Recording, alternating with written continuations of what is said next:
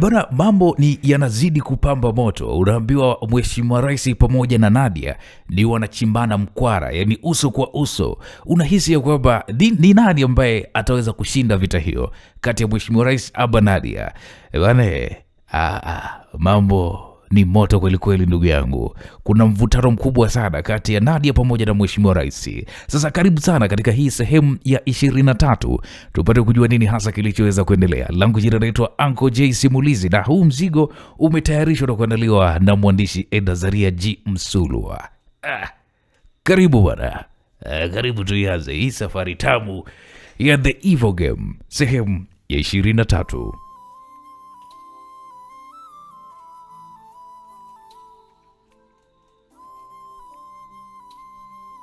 Nisikilize Nadia, unatakiwa kuzichanga vizuri karata zako, kwa sababu ulichokianzisha mimi nitakimaliza. Naam, msikilizaji. Rais alimnong'oneza maneno hayo Nadia na kisha akamchimba mkwara huku akitabasamu, jambo lililomfanya Nadia kuubana mkono wake huku akimkumbatia. Nisikilize, kama tuliweza kukurudisha madarakani, basi nina nguvu pia kukutoa, na sio tu kukutoa tu, hata kukupoteza pia. Subiri na uone, hakuna aliyewahi kushindana na Scorpion na akashinda. Nadia alijibu huku akimwachia Mheshimiwa Rais, na wote walitabasamu. Huwezi amini msikilizaji, hapakuwa na mtu yoyote aliyesikia mazungumzo yao, huku walinzi wakiona ni kitu cha kawaida tu kilichokuwa kimetokea kati yao. Naam, msikilizaji, Mheshimiwa Rais aliendelea kusalimiana na viongozi wengine, na kisha mheshimiwa huyu alienda kuketi kwenye kiti chake, huku kauli ya Nadia ilikuwa inaendelea kujirudia kichwani mwake. Rais akaendelea kuwaza kilini mwake kwa kusema, lazima niweke mambo sawa.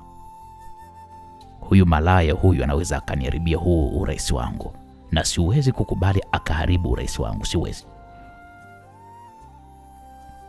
Naam, rais aliendelea kuwaza hivyo kilini mwake, huku akiwatazama wanakwaya waliokuwa wanaendelea kutoa burudani eneo hilo. Muda wa ndege ya jeshi iliyokuwa imebeba mwili wa rais mstaafu iliweza kutua uwanjani hapo.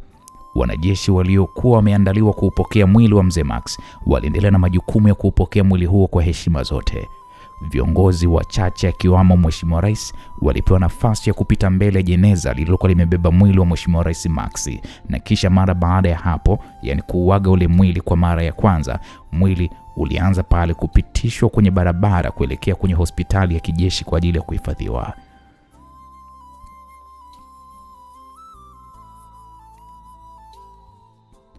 Uso wako unaonekana kuwa na hasira sana mkuu. Kuna tatizo? Ruben alimuuliza swaiba wake ambaye ni Mheshimiwa Rais, huku akiwa wako ndani ya gari kurudi Ikulu. Nisikilize Ruben, nahitaji unipatie kila taarifa inayomhusu Nadia, baba yake na mpaka Scorpion yao kwa ujumla. Nadia ni ametaka vita, na mimi nitampa vita. Nimekuwa kwenye hili gemu kwa miaka nenda miaka rudi. Huyu mjinga mmoja ambaye mimi hanijui kabisa, naona kama vile anataka kunipanda kichwani. Okay, sawa mkuu, nitapiga simu 2-3. Unajua, ameniambia kwamba ataniondoa kwenye hii nafasi kwa sababu wao eti ndo wameniokoa. Unajua Ruben, mimi nataka kuwaonyesha ya kwamba hakuna mpuzi yeyote anayeweza akajiamulia tu kwenye hii nchi nini afanye eti kwa matakwa yake. Hilo jambo haliwezekani. Rais aliendelea kuzungumza kwa hasira mno. Msikilizaji, upande wa pili tunapata kumwona Nadia akizungumza huku akiwa anatazama watu waliokuwa wamejipanga kwa wingi barabarani wakiuaga mwili wa rais mstaafu mzee Maxi. Nadia alisema, "Aisee, watu wamejitokeza ni wengi sana baba. Hata siku na mimi nikifa, naamini watu watajitokeza kwa wingi kama hivi." Mzee Edi alizungumza huku akiwa anatazama nje. "Baba, nini? Kwani ujitolee mfano wewe kwamba utakufa?" Nisikilize binti yangu Nadia. Kufa ni kufa tu mwanangu. Hakuna atakayebaki kwenye hii dunia milele. Ulikuwa unaongea naye nini jamaa? Kwa maana inaonekana kama vile mmetofautiana. Nani? Mheshimiwa Rais, ulikuwa unaongea naye nini pale? Baba, yule ni mpuzi tu, na wala hata usiliwekea hilo akilini mwako. Nitashughulika naye mimi mwenyewe. Hapana mwanangu Nadia. Inapaswa uweze kunieleza, kwa sababu jinsi unavyomchukulia huyu jamaa sio kama vile unavyomwona. Baba, kivipi? Sijakuelewa. Kwani Ryan hajakueleza jambo lolote?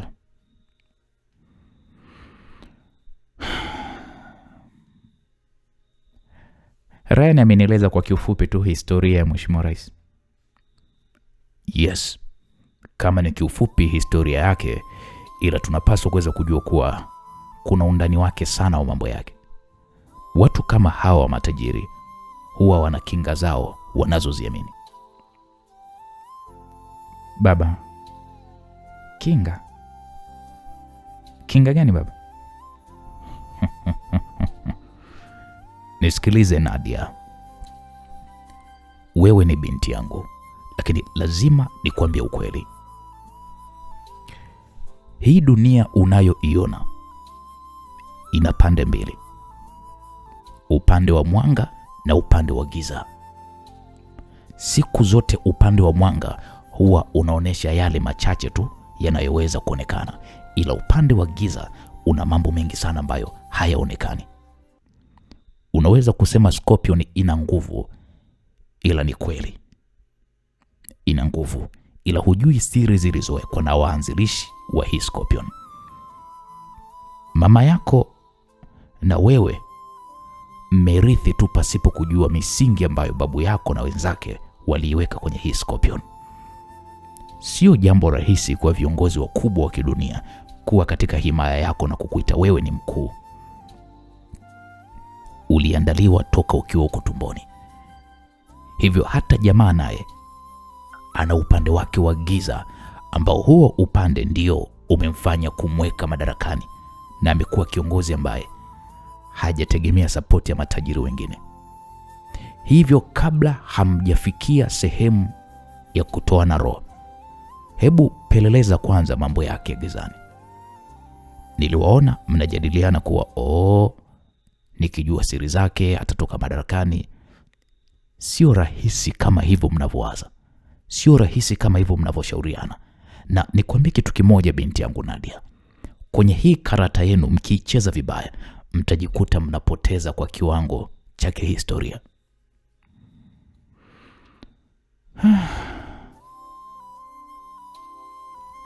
Nisikilize binti yangu. Siku zote nimekuwa nikikufundisha jifunze kumjua adui. Na ukishamjua adui, basi hiyo vita utakuwa umeshaishinda kwa 90%. Kiwango cha kumjua adui yenu mpaka sasa hivi ni 20%. 80 zote hamzijui. Na hata yeye Mheshimiwa Rais, kwa kumwangalia tu ni kuwa anahangaika kuwajua kwa 10% kadhaa. Kwa hiyo kuwa makini binti yangu kuliko umakini mlionao hivi sasa. Sawa baba. leo nitalala kwako. Karibu sana baba, nafasi zipo tena za kutosha tu.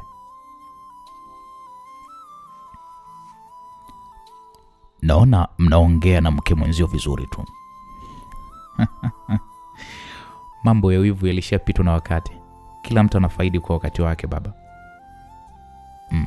Nisikilize binti yangu. Mimi sina raha. Ingali umeshakuwa mtu mzima na unajitambua, sina wasiwasi wote kwenye hilo. Vipi, huna kijana yeyote tofauti na Ryan? Hapana baba, sina. Naam, Nadia alizungumza huku akitabasamu. Wakaachana msafara kuelekea hospitalini na wao wakaelekea kwenye makazi ya Nadia. Oya, leo mheshimiwa anaonekana na hasira sana. Nyie hamjamwona? Bobby alizungumza huku wakimtazama rais akishuka kwenye gari, tena kwa kujifungulia mlango yeye mwenyewe. Aliingia ndani ya jengo la Ikulu. Huyu atakuwa kavurugwa huyu. Sunaona hata hajaongozana na first lady. Sikia Lori, mimi nilimwona huyu mheshimiwa rais akiongea na Nadia, na mara tu baada ya pale sura yake ilikuwa imemchafuka vibaya mno. Naam, Bobby alizungumza hivyo akiwa na Roy huko akiingia ndani la jengo la Ikulu. Yaani nyinyi vijana, bora nimewaona. Hebu njoni huko ofisini kwangu mara moja. Rais alizungumza mara baada ya kumwona Bobby na Roy. Wakaongozana na Bobby na Roy mpaka ndani ya ofisi yake. Hebu kaeni kwanza hapo. Kweli Bobby na Roy wakakaa huku wakimtazama rais aliyekuwa amefura kwa hasira kweli kweli. Nisikilizeni kwa umakini. Huyu Nadia huyu sio mshirika wetu kuanzia hivi sasa ninavyozungumza. Mkataba nilioingia nao haupo tena. Kwanza kuanzia sasa hivi Nadia ni adui yetu. Hivi tunaelewana? Bobby, Roy, tunaelewana kwenye hilo? Rais alizungumza kwa kufoka. Ruben akaonekana kuingia ndani ya ofisi ya mheshimiwa rais. Lakini Bobby na Roy walimjibu mheshimiwa rais ya kwamba ndio mkuu, tumekuelewa. Sasa sihitaji kuona wala kusikia kama mna ukaribu na yule mwanamama. Wala sitaki kuona mna mawasiliano naye, sitaki. Kuanzia hivi sasa tutatafuta njia ya kumwinda na kumpoteza kabisa. Nadhani kwenye hiki mnanielewa ninachokisema. Ndio mheshimiwa rais. Mimi nimewahatarisha nyinyi mapema, Bobby na Roy, kwa sababu nawapenda. Ili mjue hamtaki kujipendekeza kwa yule mtu. Sitaki kabisa. Lakini mheshimiwa, naweza nikauliza swali kidogo? Roy, sihitaji kuulizwa chochote.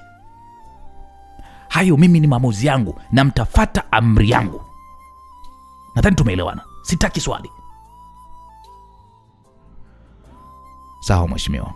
Haya, nendeni. Bobby na Roy wakasimama. Lakini Ruben akasema, msiondoke kabla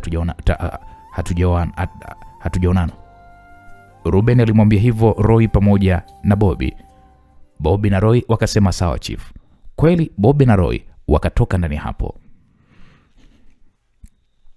Ruben akaanza kumwambia mheshimiwa rais kwamba mheshimiwa,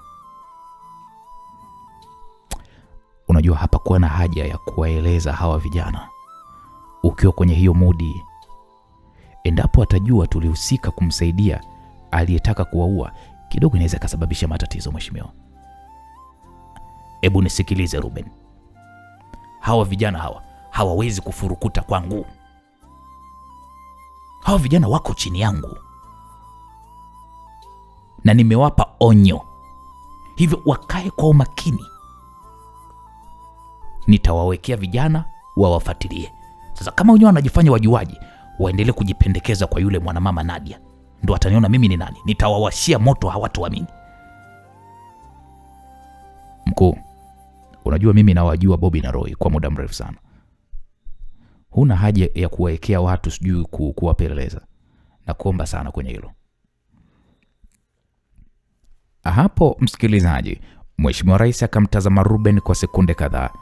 Mheshimiwa Rais alivuta pumzi nyingi na kisha akaishusha huku akilegeza tai yake shingoni mwake. Ruben, ninataka kujua umepata nini kuhusiana na Nadia na baba yake?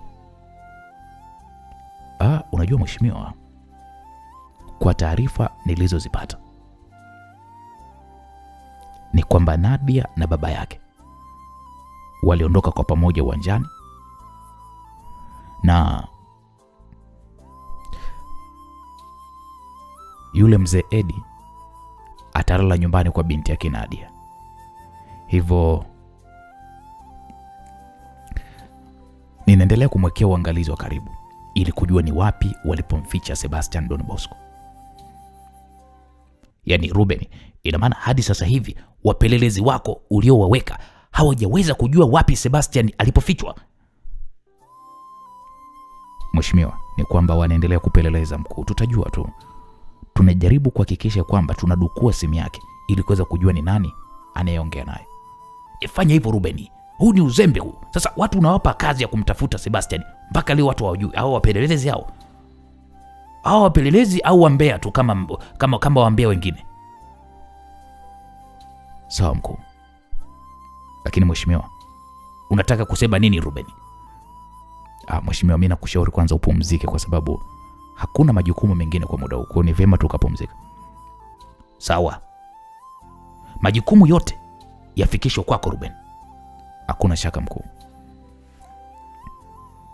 Hapo Mheshimiwa Rais alisimama na akatoka ofisini kwake akaelekea kwenye makazi yake. Msikilizaji, tukirudi upande wa pili, tunapata kumwona Roy akizungumza kwa kusema, oya Bobby, hivi huyu jamaa anatuonaje sisi? Yaani anatuchukuliaje? Roy alizungumza kwa sauti ya chini chini huku akiwa ni amekasirika vibaya mno. Roy alivua jaketi lake la kuzuia risasi, akalirudisha kwenye kabati alipokuwa amelitoa kwenye jengo hilo lenye ofisi za walinzi wanaomlinda rais. Bobby akasema, wewe mwanangu, ekausha. Hapa sio mahali salama kuongelea hayo mambo. Vunga tu mwanangu. Bobby alizungumza huku akiwatazama makomando wengine wakirudisha silaha walipokuwa wamezitoa. Kila kitu cha serikali wakakiweka sehemu walipokuwa wamekitoa. Walitoka ndani hapo wakiwa na bastola zao viunoni mwao. Na ndipo ghafla simu ya Bobby iliita. Ndio chief. Hebu sikiliza Bobby. Wewe na Roy, hebu njoni ofisini kwangu. Sawa. Bobby alikata simu na moja kwa moja wakaongozana mpaka ofisini kwa Ruben.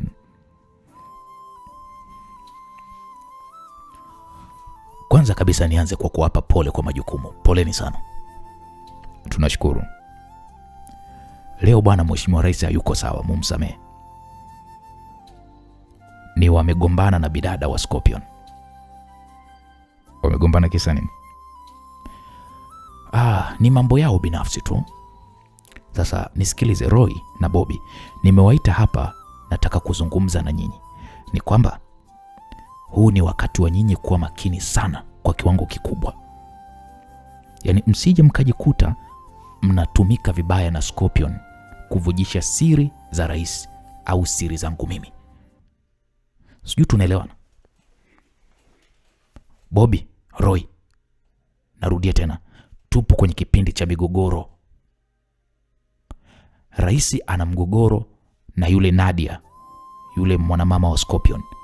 Hivyo tunapaswa macho yetu kuwa wazi kila wakati. Alafu na nyinyi mnachotakiwa kujua, wewe Bobby na wewe Roy, nyinyi ni timu ya rais. Hamtakiwi kushirikiana na mtu mwingine zaidi ya rais.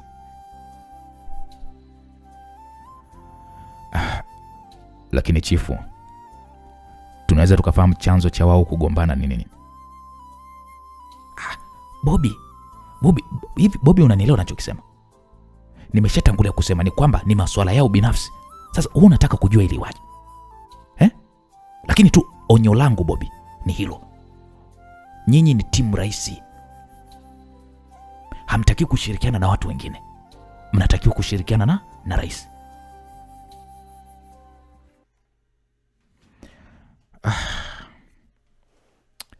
Ruben. Naam, Roy aliita huku akimkazia macho Ruben. Ruben bwana, labda tuzungumze kijeshi ndio tutaweza kuelewana, kuliko kuzungumza kibiashara kama alivyo jamaa. Moja, kwanza hatuna nidhamu ya uoga, akaya kijua hilo. Alafu mbili, hatumuogopi kwa sababu yeye mheshimiwa rais. Tunachofuata sisi ni taratibu tu za sheria. Sisi hatupelekwi tu kama maboya ambao hatujui nini ambacho tunakifanya. Sisi sio wanasiasa, kumbuke hilo. Sisi ni makomando na tuna vyeo ndani ya jeshi, na tunaendelea kuipigania nchi yetu na sio mtu. Hayo niliyokueleza Ruben, mheshimiwa rais akaya akijua vizuri sana. Yaani jeshi halipelekeshwi tukisa eti ni rais. La hasha. Alafu pia hizo umesema ni vita zake yeye binafsi na House Scorpion. Sasa sisi zinatuhusu nini? Sisi hatuzitaki, lakini pia hazituhusu, kwa sababu sisi hatuhitaji kujihusisha na huu ujinga wao wenyewe, mambo yao binafsi. Kwa kuongezea tu Ruben, sio kwamba sisi hatujui, tunajua. Adui aliyetuvamia sisi tukiwa tuna familia zetu, hatutoacha kumwinda, na tukimpata atakufa. Ruben, naamini unajua ya kwamba kitu cha kwanza kwenye maisha yetu tunachokilinda kuliko chochote kile ni familia zetu, tukimaanisha wake zetu na watoto tutakaowapata. Inapotokea mjinga mmoja akamgusa yote kati ya hao tuliowataja, adhabu yake ni kifo. Na endapo mtu akiingia kwenye njia ya kumsaidia huyo mhusika tunayemtafuta sisi, basi kichwa chake kitakuwa ni halali yetu.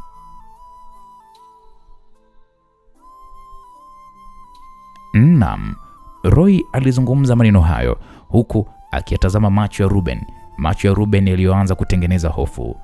Bobby akapigilia msumali kwa kusema, tusikilize Ruben, sisi hatumjui rais, na rais tumemjua kupitia wewe, na yeye rais wala hatujui sisi. Ametujua kupitia wewe, hivyo kaa kwenye mizani yako vizuri na usiegemee sehemu yoyote. Mazungumzo yako uliokuwa unazungumza hapa Ruben, inaonyesha wazi dhahiri shairi kabisa unaegemea upande wa rais. Msijisaulishe sisi ni akina nani. Tunaona kabisa mnajimilikisha kwa kusema eti kabisa sisi ni timu rais. Timu rais where? Si hatujala kiapo wala hakuna sehemu tuliosaini ya kwamba sisi ni timu ya rais. Sisi tupo kwa ajili ya nchi yetu ya Tanzania. Tupo kwa ajili ya wananchi wetu wa Tanzania. Na sio hapa tupo kwa ajili ya mwanasiasa mmoja.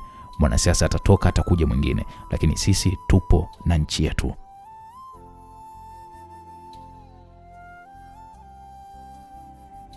Bobby alizungumza hayo maneno huku akimtazama Ruben, lakini Roy wakati anataka kuzungumza, Ruben akasema, nyie sikilizeni bwana. Sikilizeni bwana. Kumbukeni mnayemwongelea hapa ni rais. Ni rais tena ndani ya ikulu. Bobby, Roy, nyie mnazungumza nini bwana? Kwa hiyo kama yeye ni rais, mnatakiwa kuwa na heshima. Kwani na heshima hata kidogo? Yule ndo rais wa hii nchi. Mnazungumza maneno gani nyinyi? Tusikilize bwana Ruben. Si hatuna nidhamu ya uoga. Na tulimheshimu pale alipokuwa. Sijui tukwambiaje utuelewe. Tulimheshimu, lakini pale alipokuwa anatufokea, kitendo cha sisi kukaa kimya, still ni bado kwamba tulikuwa tumemheshimu. Ila angeendelea kutufokea na wewe usingekuwepo pale.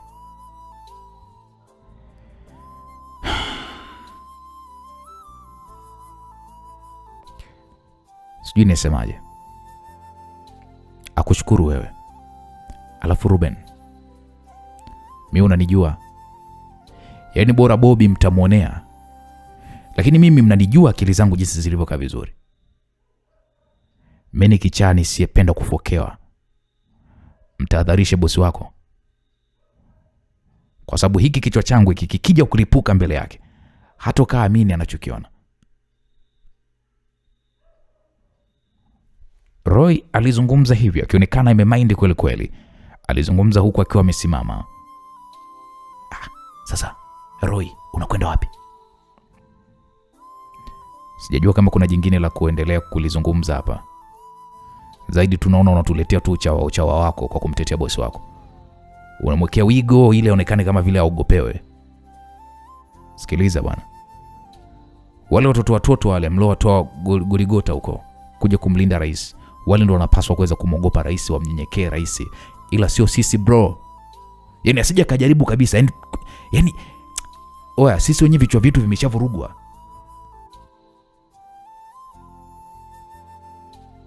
Roy alizungumza hivyo huku akawa anafungua mlango, akatoka ofisini hapo.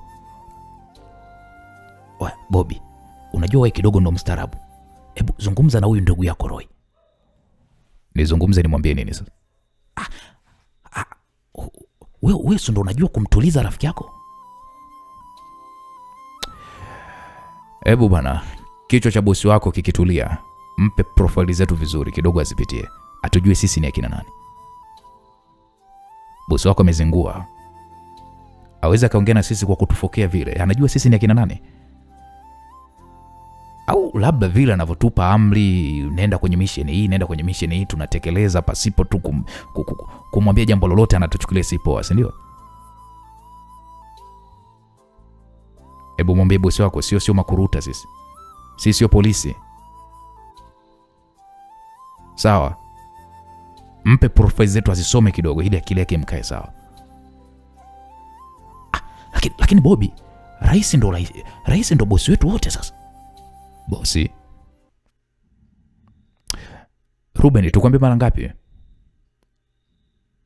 Sisi bosi wetu ni Jamhuri ya Muungano wa Tanzania na sio yeye rais. Kwa sababu yeye muda wake ukiisha, si ataondoka? Si atakuja tena mtu mwingine?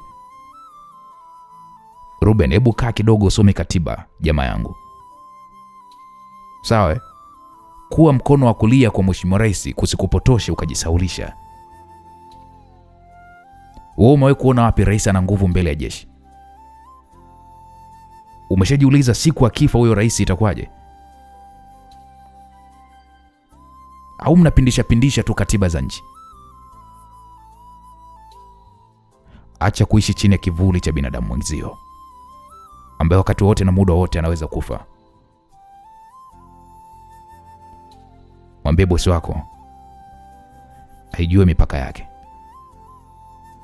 Yesu wa kuongea na sisi kwa kutufokea. Usiku mwema.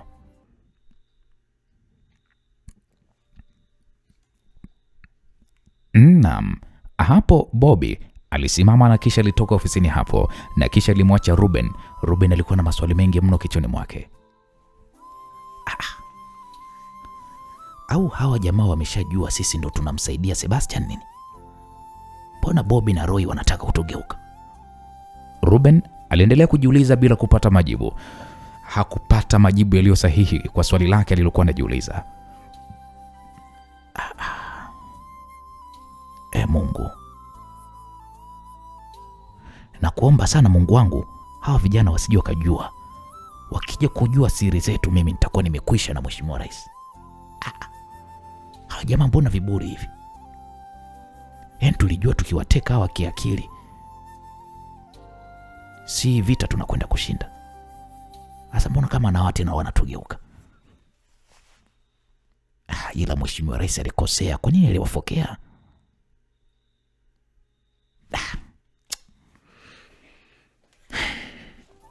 Ruben alijikuta anazungumza yeye mwenyewe kwa sauti yenye wasiwasi na mashaka mengi mno.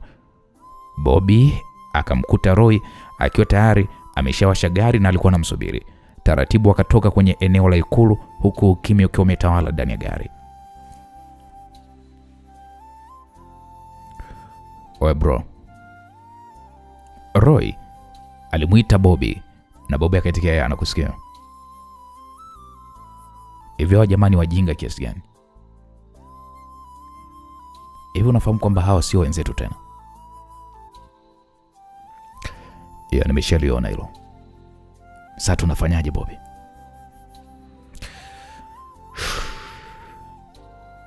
Nisikilize Roy. Acha tuangalie hatua zao wanazozipiga, huku na sisi tukijiandaa kupiga hatua za mbele yao. Wameshafanya kosa moja lililotondolea imani zetu kwao. Hivyo ni wakati wa kujiandaa na vita ya kimya kimya. Haijalishi tutapigana na wenye nguvu kiasi gani, ila ni lazima tushinde mwanangu. Naam, Bobby alizungumza huku machozi ya hasira yakimlengalenga machoni mwake, kitendo kilichomfanya Roy kuiona hasira ya Bobby ambayo kwa mtu asiyemjua hatomwelewa, ila kwa yeye anayemjua tena kwa miaka mingi mno, hakuwahi kumwona Bobby akiwa kwenye hali kama hiyo.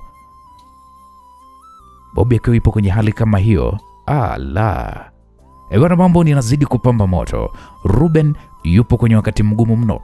Wakati wa kuomba siri aliyoifanya ya kuwasaliti rafiki zake wasijue, pasipo kujua kuwa tayari Bobby na Roy wanaelewa mchezo mzima na wameamua tu kukaa kimya. Hivi unahisi nini kitatokea? Bwana, tuendelee na huu mzigo wa The Evil Game tupate kujua nini hasa kilichoweza kuendelea. Oya, Bobby. Hebu tupite kwanza kwenye ile bar mwanangu. Tupige kwanza tabia 2-3. Kichwa changu mimi kiko sawa kabisa yani. Yaani mheshimiwa rais kanitibua kinoma akili yangu. Roy alizungumza na huku akiacha uelekeo wa kuelekea barabara inayokwenda nyumbani kwa Bobby. Wakaelekea katika bar ambayo mara nyingi huwa wanapenda sana kupata vinywaji eneo hilo. Jamani, karibuni. Ni siku nyingi hamjafika nyinyi. Mwanamama mmoja mweupe na alikuwa amepachika kope bandia huku mwili wake ukiwa umetawaliwa na michoro yenye tattoo alizungumza hivyo. Roy akasema ni majukumu mengi tu baby. Roy alizungumza na kumfanya mwanamama huyo kutabasamu. Karibuni sana jamani. Niwaweke VIP, niwaletee watoto wazuri au mnasemaje? Mwanamama huyo ambaye ndiye mmiliki wa baa hiyo alizungumza huku akimpapasa Roy kifuani mwake. Mimi nimemisi mzigo wako bwana. Roy alizungumza kwa sauti ya kunongoneza huku akiupitisha mkono wake kiunoni mwa mwanamama huyo na kisha kamshika kidogo hivi. Alikuwa na mshepu. Wewe bana, unajua sijasahau ile siku ulionidinya mpaka ukanitengua nyonga wewe. Kwa mziki ule hapana kwa kweli bana. Leo nitakupa vya taratibu basi. Kuna watoto wa bichi bwana mimi nimewaleta. Yaani unaambiwa ni kilomita 0 kabisa, kilomita hazijasoma kabisa, yaani namba E. Upo? Bwana sikiliza bwana, mimi nakutaka wewe namba A. Bado namba D na namba E mimi siwahitaji. Jamani wewe Roy. Salio langu limenona ujue. Sawa ila taratibu jamani, mimi sipendi mikimbizo ujue. Usijali, mdogo mdogo tu leo. Sawa twende basi. Roy akamgusagusa pale Bobby begani, ya kwamba wewe mwanangu nisikilizie. Muda huo Bobby alikuwa amekaa tu kwenye kiti kirefu cha counter, alikuwa akiendelea kunywa mwenyewe whisky yake taratibu kabisa. Alimsindikiza rafiki yake Roy kwa macho huku wakiwa wanaelekea eneo lenye vyumba ambavyo ndani yake kuna wanawake wa kila aina wanaojiuza kwa gharama tofauti tofauti. Mambo kaka. Binti mmoja mrembo aliyekuwa amevalia sidiria na kibukta kifupi huku kikiwa kina mlegezo unaoyafanya sasa mshepu wake mkubwa uonekane yani huku nene yani binti yuko lele. Bobby akamwambia poa tu vipi. Bobby alijibu huku akimtazama msichana huyo. Unaonekana kama upo sawa kaka Kwa hiyo nipe nafasi basi nitulize ubongo wako handsome boy vipi? Msichana huyo alizungumza kwa mapozi na mahaba tele. Bobby alikunywa glasi nzima, akatoa noti 2 za shilingi 10,000 na kuziweka pale chini ya glasi yake. Okay, nifuate. Bobby alizungumza hivyo huku akishuka kwenye kiti alichokuwa mikikalia. Wakaelekea walipokuwa wamesimamisha gari na binti huyo aliingia ndani ya gari. ingia siti ya nyuma. Bobby alizungumza hivyo na msichana huyo alishuka na kisha akaingia kwenye siti ya nyuma. Bobby akamtumia message Roy, akawasha gari na kuondoka hilo eneo. Hakuelekea mbali zaidi tu ya kuweza kusimamisha gari katika fukwe fulani hivi, fukwe ambayo ilikuwa imetulia mno. Bobby akashuka akaingia siti ya nyuma ya gari hiyo huku akiwa anafungua milango ya gari hilo. Bei gani sasa unalifanyia? Bobby alizungumza huku akimtazama binti huyu aliyekuwa ameanza kuvua nguo zake. Jamani we baby, mimi ukinipa 1.5 tu nitakupa kila ambacho nakitaka. Bobby alitoa pale kibunda kilichofungwa rubber band na kisha akamkabidhi. Nihudumie mpaka nichoke. Binti macho alimtoka huku akitazama pesa ambazo ni nyingi kuliko hata kila alichokuwa amekiomba. Bobby akailaza siti hiyo aliyokuwa ameikalia na msichana huyo akaanza pale kumhudumia kwa kinga unazo. Binti huyo alitoa pale pakti za kinga na kisha akamvalisha Bobby katika jogo wake. Akaanza kupata burudani. Msikilizaji, upande wa pili, huyu mwanamama alionekana kulalamika kwa kumwambia Roy, utaniua we Roy we. Mwanamama huyu alilalamika huku akihisi kupushiwa kwa nguvu mno. Na malizia tu.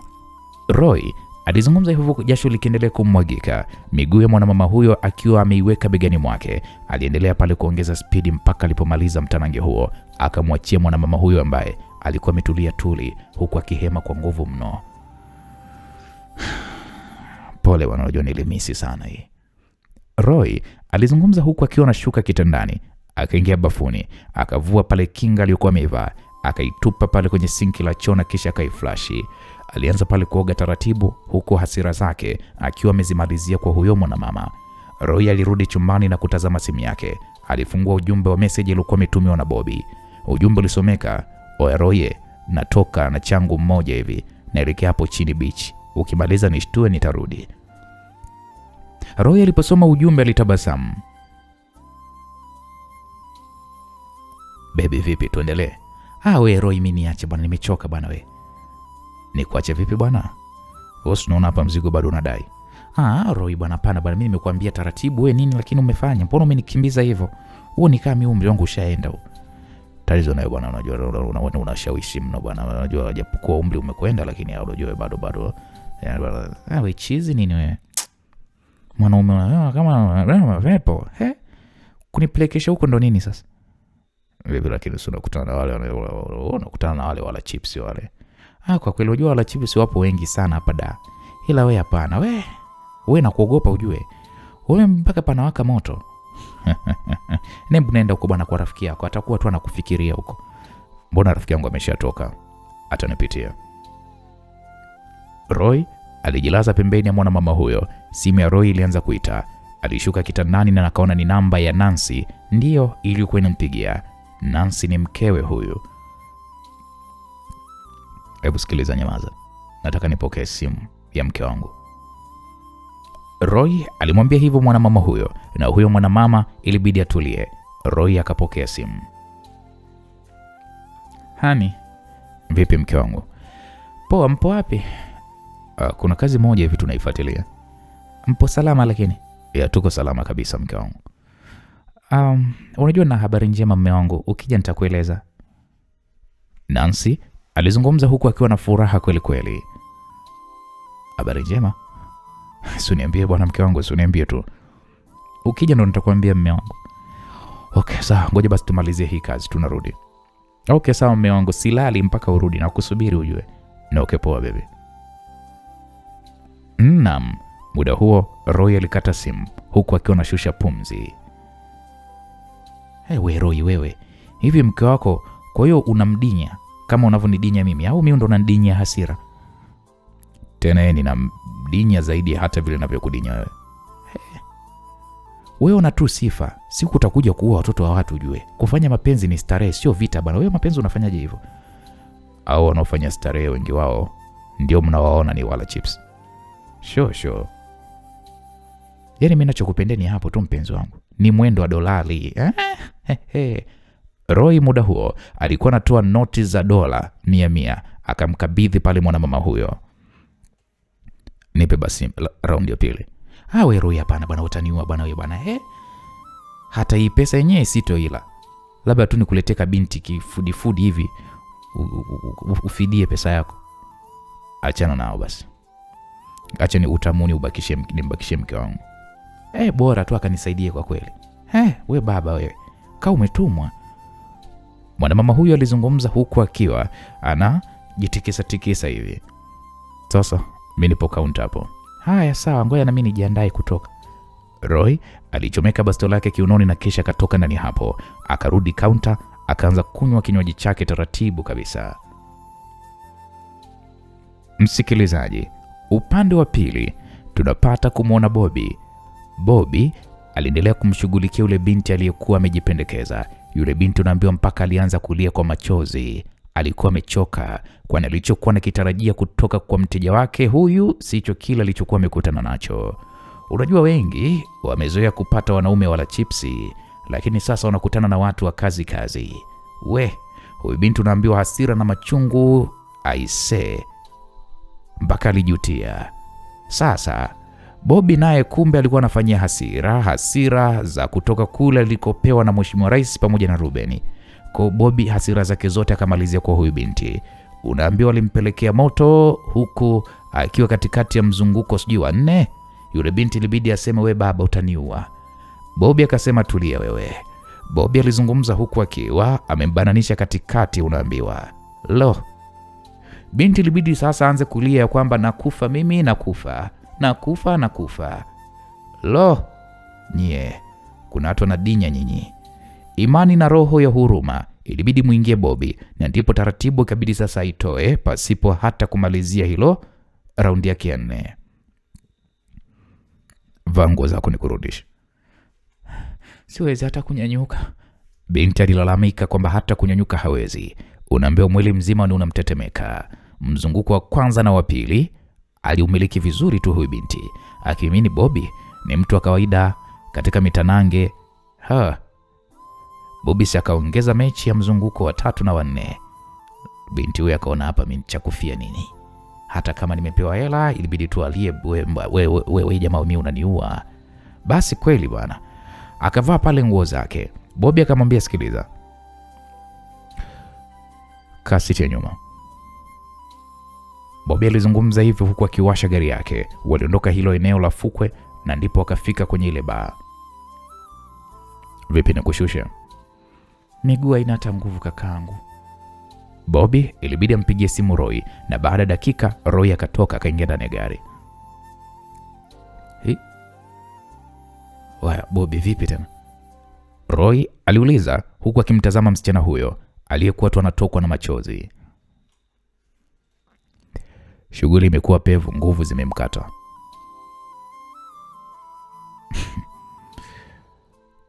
Kama zilivyomkata na baby. Wewe kumbe.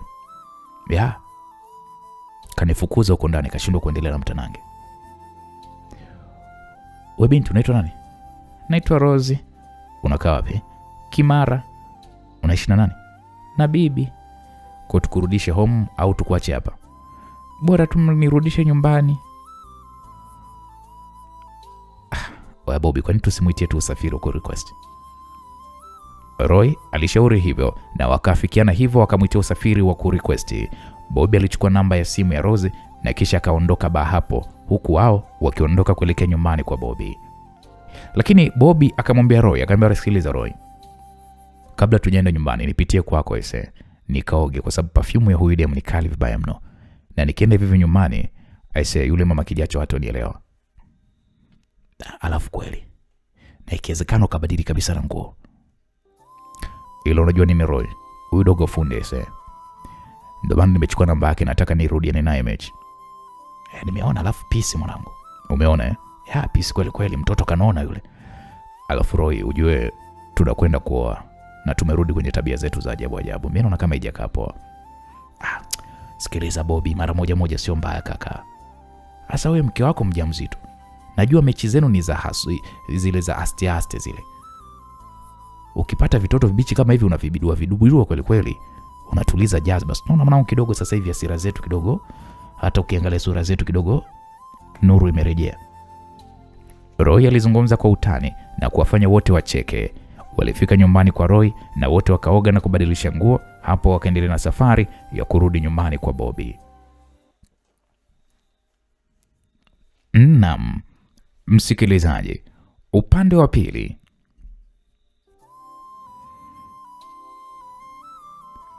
Lakini mme wangu, una nini? Ilikuwa ni sauti ya First Lady, yani mke wa Mheshimiwa Rais afahamikaye kwa jina la Salu. Mwanamama Salu alimuuliza swali hilo mumewe mara tu baada ya kumwona mume wake. Jogoo yule alikuwa amenyong'onyea zaidi ya dakika kama 5. Jogoo alikuwa haoneshi dalili yoyote ya kusisimka, kitu ambacho sio cha kawaida kwa mumewe. Sasa alipoulizwa hilo swali, Mheshimiwa Rais akasema, siko sawa mke wangu. Taratibu mwanamama Salu ilibidi ajilaze pembeni ya rais. Akamuuliza, nini shida baba? Salu alizungumza kwa sauti ya mahaba kweli kweli, na ndipo Mheshimiwa Rais akasema, unajua mke wangu, kuna watu wanataka niachie haya madaraka ya urais. Kuna watu wanataka kuniua kabisa. Wanataka kukuua mme wangu? Ndiyo mke wangu. We, ni akina nani hao mme wangu? Ni Scorpion. Scorpion si ndo wale waliotuokoa kule Peru. Sasa inakuwaje wanataka kukuua mme wangu? Ndio hao. Sasa inakuwaje wanataka kukuondoa madarakani na wanataka kukuua? Hebu mme wangu niambie ukweli, ni nini kimetokea? Haiwezekani watu ambao wakusaidie alafu sasa hivi tena wanataka kukuua. Mme wangu, ongea na kusikiliza. Hivi umeangalia kwenye akaunti yako? Nimeona kuna dola milioni 100 imeingia, na sijajua hata imetoka wapi. Alafu nilitaka kukuuliza mume wangu, ila haukuwa kwenye wakati mzuri kutokana na majukumu yaliyokuwa mbele yako. Nisikilize mke wangu, hiyo pesa tumeichukua kwa mjinga mmoja hivi aliyetaka kuwaua wale vijana wawili waliotuokoa, Bobby na Roy. Mume wangu, hebu nyosha maelezo, mbona sijakuelewa? Hapo Mheshimiwa Rais ilibidi amweleze mkewe ukweli wa kila walichokifanya yeye na Ruben. Mwanamama huyu akamchana live mumewe, akamwambia, mme wangu, huo ni usaliti umeufanya. Huo ni usaliti. Lakini mke wangu, hata kama ni usaliti, ila usaliti huu una maslahi ya pesa. Unahisi mimi hata nikifa sasa hivi, hizo dola milioni 100 wewe na mtoto si mtaishi vizuri? Huo ni usaliti kwenye hela, ni sawa tu. Mme wangu, hata kama unataka kuingia kwenye vita ambayo unatuweka sisi sote kwenye hatari, kwa hilo mme wangu, mimi sikuungi mkono kabisa. Mimi ni mke wako, haijalishi utanichukia kwa hili, ila mimi sikuungi mkono kabisa mme wangu. Kwa hiyo wewe unataka nifanyaje? Omba msamaha kabla mambo hayajafikia pabaya. Hiyo ndo njia pekee ya kuifuta vita iliyokuwa mbele yako. Mimi niombe msamaha? Mtu ninayeweza kumwomba msamaha kwa makosa yangu ni wewe peke yako mke wangu, na sio mtu mwingine. Nitapambana na nitahakikisha hii vita mimi naishinda. Mimi si ndo Mheshimiwa Rais? Acha sasa nikuoneshe uwezo wangu kwenye hili. Nitawasambaratisha wote. Niamini mimi mke wangu, mimi ndo rais. Sasa nani mwingine wa kuniamulia? Rais alijisifia mbele ya mke wake. Mkewe aliyekuwa amejawa na wasiwasi mkubwa mno, kwani mumewe anapoingia kwenye matatizo kama hayo, hata yeye pia na mtoto wao wataingia kwenye hayo matatizo. Unaambiwa mambo ni yanazidi kupamba moto. Rais bado anaendeleza msimamo wake wa kuchagua upande wa mapambano. Anashindwa hata kusikiliza ushauri wa mke wake. Unahisi nini kitatokea? Hebu tuendelee tuone. Unajua mke wangu, mimi ni rais. Mimi ni rais ninayeongoza kila kitu ndani ya hii nchi, kila kilichopo kwenye hii nchi. Mimi nina nyenzo zote za kujilinda na adui mke wangu. Wewe unadhani kwenye nchi nani mimi wa kunitishia? Mke wangu, wewe kuwa na amani. Alafu na kuomba uniamini kwenye hili, kwa sababu mimi mke wangu sijawahi kukuahidi kitu alafu nikashindwa kufanikiwa. Na hiyo ndo raha ya kuwa rais. Siwezi kushindwa. Kila mtu ananitii mimi na ananisikiliza mimi. Sawa mme wangu, ila tu hebu nihakikishie mimi na mwanangu tutakuwa tuko salama. Salama tena 100%. Mtakuwa mko salama. Kwa sasa hizi tunaona nalindwa na watu wengi. Kwanza msafara wangu ukipita magari zaidi ya 100. Mke wangu, wewe ondoa shaka. Mimi ndo rais. Sawa. Nashukuru mme wangu. Acha nilala, umenitoa hamu ya kufanya hata tulichokuwa tunataka kufanya. Mwanamama huyu Salu alizungumza huku akijifunika shuka gubi na kumfanya mume wake atabasamu, kwani kisirani cha mke wake sio mara yake ya kwanza kuweza kukiona. Naam, msikilizaji, tukiachana na mheshimiwa rais, tuhamie upande wa pili. Tunapata kumwona mzee Edi akauliza swali huku akimtazama binti yake Nadia. Alimuuliza swali ya kwamba utamfanya nini Sebastian?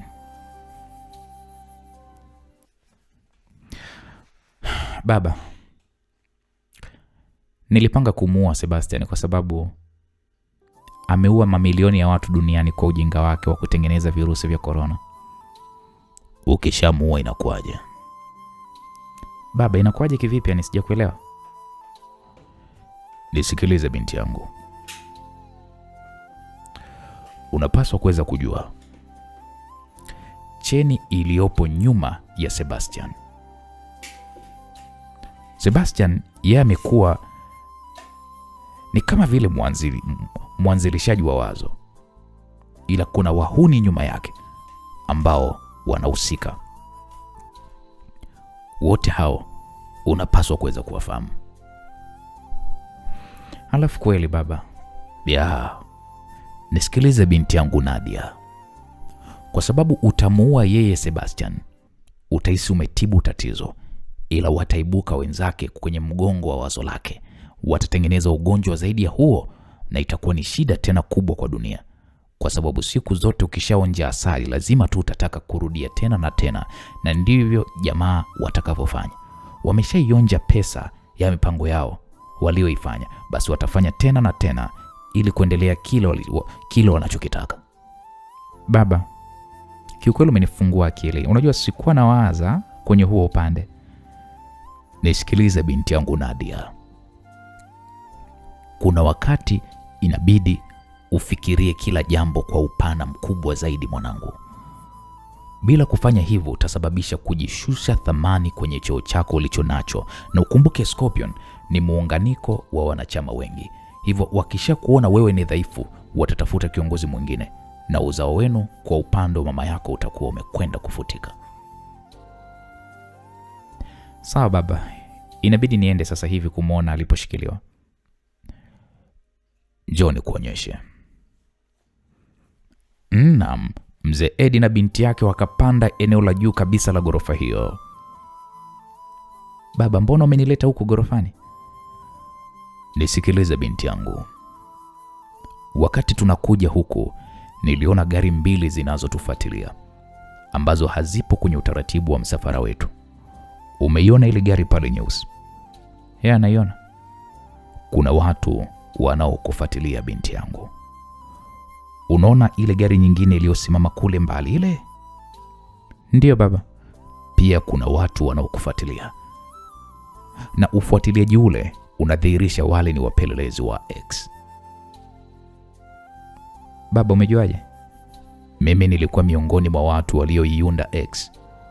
Tulikuwa ni makomando 5 tuliopewa mafunzo makali kutoka tukiwa tuko vijana wadogo sana.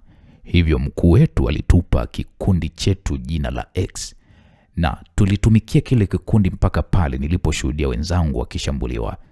Ila kumbe walitoweka kwenye ile shambulizi kama vile mimi nilivyotoweka, na tukaja kuungana na maisha yakawa yanakwenda vizuri tu. Baba, Sijawahi kukusikia siku hata moja ukisema kwamba una bibi au baba au shangazi, baba wakubwa au wadogo. Nisikilize binti yangu Nadia. Sikupata bahati ya kuwajua ndugu wala wazazi wangu. Baba yako mimi niliishi kama chokora. Niliishi maisha ya mtaani ya kuiba, kuokota makopo, vyuma chakavu, hadi pale tulipomwibia mwanajeshi mmoja nyumbani kwake. Na alishatuona wakati tunaingia. Wakati wa kutoka akatudaka, na tulipewa kisago na kisha akatupeleka kambini, ambapo huko mateso ya adhabu tulizopewa zikabadilika na kuwa historia nyingine iliyonizaa kwenye ulimwengu wa siasa, na hadi kupitia kuwa rais na kufika hapa nilipofika sasa. Pole sana baba. Umepata bahati ya kuzaliwa Ikulu, ukakulia Ikulu, ukacheza kwenye kona za Ikulu, na hadi sasa unawaongoza watu wenye akili za utimamu. Kwa kweli Mungu yu upande wangu pia, na nashukuru kwa kunipa wazazi kama nyinyi. Usijali binti yangu Nadia, hivyo kama unataka kutoka ni lazima uhakikishe wale wanaokufuatilia unawakwepa. Sawa baba. Alafu nilisahau kukuuliza. Kuniuliza nini tena binti yangu? Mama mbona hajaja? Mama yuko na wajina wako, kuna mambo anayesimamia. Hivi mama mdogo anaendeleaje? Anaendelea vizuri, Mungu ni mwema. Sawa baba, mimi naenda kuonana na jamaa niongee naye baadhi ya mambo. Kuwa makini binti yangu. Usijali baba. Naam. Hapo wakarudi sebleni. Nadia akaondoka nyumbani kwake na mlinzi wake pamoja na Naima kwa kutumia geti la nyuma, ambapo hapakuwa na gari lolote linalowafuatilia. Sikilizeni, tunakwenda kuonana na yule mjinga aliyekamatwa. Sawa. Alafu jamaa ameshaianza vita ya kijinga mno. Kivipi? Ametuma gari 2 ziweze kutufuatilia pasipo kujua kama ninaweza kugundua hilo.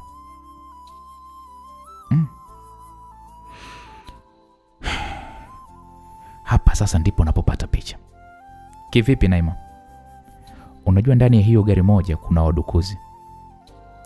Nilikuwa naona frequency zisizokuwa za kawaida ambazo zilitaka kufanya udukuzi kwenye simu moja eneo la nyumbani pale, ila niliweza kuziblock. Naima, ina maana wanataka kudukua simu yangu? Ndo maana yake? Sasa mbona kama huyu jamaa anakwenda kuvuka mipaka? Nadia, usiwe na wasiwasi wala usiwe na shaka, kwa sababu Rani yupo nchini. Basi tunaweza kuongea naye juu ya hili swala. Sawa? Naam. Walifika kwenye moja ya nyumba ya ghorofa, wakafunguliwa pale geti na kuingia ndani, ambapo kikundi cha makomando kilichokuwa kimemteka bwana Sebastian na mwanae ndipo walipo hapo. Karibu sana mkuu. Nashukuru, mnaendeleaje? Tupo salama. Hakuna dalili yoyote mbaya? Kusema ule ukweli mkuu, hatujapata dalili yoyote mbaya mkuu. Usalama upo kutosha. Okay, huyu anaitwa Naima, ni rafiki yangu, anashughulika na masuala ya IT. Karibu sana madam. Nashukuru. Ndiye aliyokuwa anawaongoza kwa drone. Madam, tunashukuru sana. Ulifanya operation ikawa rahisi sana madam. Usijali. Kwa kuwa teknolojia inasaidia sana mambo, kwa hiyo hata kwenye hizo operation zetu mambo yanafanyika kwa weledi na uharaka zaidi. Naima alizungumza huku akiwa amejawa na tabasamu. Basi kweli wakaingia ndani. Wanaendeleaje wale mateka? Madam, wanaendelea vizuri. Wanakula na hatujawapa pressure yoyote ya kuweza kujihisi ya kwamba wapo kwenye kipindi cha mateso. Nahitaji kuongea naye yeye peke yake. Okay, sawa madam. Tunaweza tukaongozana. Nadia. Mimi nakusubiri hapo. Naima alizungumza huku akikaa kwenye moja ya sofa. Basi bwana, Nadia pamoja na huyo mtu wake wakaingia ndani ya chumba kimoja alipokuwa Sebastian Don Bosco. Nadia akamtazama Sebastian aliyekuwa amekaa kitandani. Unaweza kaenda, tuache tu. Mkuu. Tuache. Acha tu niongee na wewe, naenda uwe na amani. Sawa madam. Mkuu wa makomando hao alitoka ndani ya hiko chumba na Nadia akakaa kwenye sofa huku akimtazama Sebastian. Nadia alitoa simu mfukoni, akaminyaminya pale kitufe cha kurekodia, akaiweka simu pembeni ya sofa. Bwana Sebastian Don Bosco akaanza kwa kusema, we ni nani wewe? Inaonekana sifa zangu ni kubwa sana kuliko kujulikana kwangu, Nadia alizungumza huku akiwa na kunja nne. Wewe kumbe ndo bosi wa Scorpion eh? Ya, ndo mimi hapa. Unataka nini kutoka kwangu? Kwanza nahitaji kujua mna mahusiano gani wewe na mheshimiwa rais? Rais gani wewe unamzungumzia? Aliyekusaidia na akasababisha kuuawa kwa vijana wangu 3 uwanja wa ndege na akamwokoa binti yako. Lakini nikikueleza mahusiano yangu mimi na mheshimiwa rais, wewe atakusaidia nini? Labda anaweza kunishawishi kukupa msamaha kwa kile ulichokifanya. Unahisi kwamba sifahamu ya kwamba wewe umehusika katika uundaji wa virusi vya corona katika maabara iliyopo nchini China? Nisikilize bana. Endapo nikitangaza kwenye dunia, naamini mamilioni ya watu walioondokewa na wapendwa wao watakugombania kama vile mpira wa kona unavyogombaniwa. Itakuwa ni tatizo na itakuwa ni balaa sana kwa upande wako na maisha yako. Na sio tu maisha yako, bali hata kwa maisha ya binti yako. Kama niliweza kukupata kirahisi kama kuku, basi jua kabisa hakuna kinachoweza kunishinda, kwani hata plani zako za kwenda Russia kuishi huko usichokijua ni kwamba Russia viongozi wake wa juu wote ni Scorpion. Hivyo hautakuwa salama hata pale utakapoweza kubadilisha sura yako na ya mwanao pia. Bado mtakuwa mpo kwenye hatari vile vile. Sasa wewe unataka nini? 1, uhusiano wenu wa wewe na rais. 2, ni akina nani walio nyuma ya utengenezaji wa virusi vya corona? Lengo ilikuwa ni nini? Na kwa nini mliamua kufanya mlichokifanya? Maswali ya Nadia yalimfanya Bwana Sebastian Don Bosco ainamishe kichwa chini huku akionekana kutafakari jambo akilini mwake. Naam, msikilizaji, upande wa pili tunapata kumwona Bobby. Alikuwa anamuuliza Roy kwamba wewe vipi nanukia pombe? Bobby aliuliza hilo swali kwa Roy huku akiwa anatazama geti la nyumbani kwa Bobby likiwa linafunguliwa taratibu. Roy akamwambia, "Hapana mwanangu, mbona unuki pombe vipi kwani?" Unajua namhofia sana huyu mama kijacho kwa sababu anaweza akanijia juu. Kwani mwanangu mke wako alikukataza usinywe pombe? Hapana, hajawahi kunikataza. Ila unajua kwamba hawaelekagi hawa viumbe. Naam, taratibu Roy aliingiza gari ndani ya geti na geti likajifunga. Walishuka ndani ya gari na kuingia ndani. Wakakutana na Nancy pamoja na Bad Lady wakiwa sebleni wakitazama TV. Jamani, karibuni, poleni kwa majukumu, Nancy alizungumza huku akiwatazama Roy pamoja na Bobby, huku kila mmoja akikaa pembeni ya mpenzi wake. Tunashukuru, za hapa vipi? Roy alizungumza huku akimbusu Nancy shavuni. Salama tu.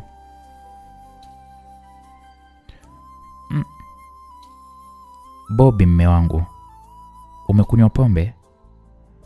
Bad Lady alimuuliza Bobby huku akimkazia macho. Nimeonja glasi moja tu ya whisky.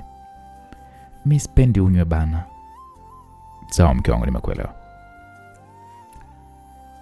Jamani, hebu naomba tusikilizane, Nancy alizungumza huku akiwatazama wenzake. Jamani, mimi nimepima jioni hii ujauzito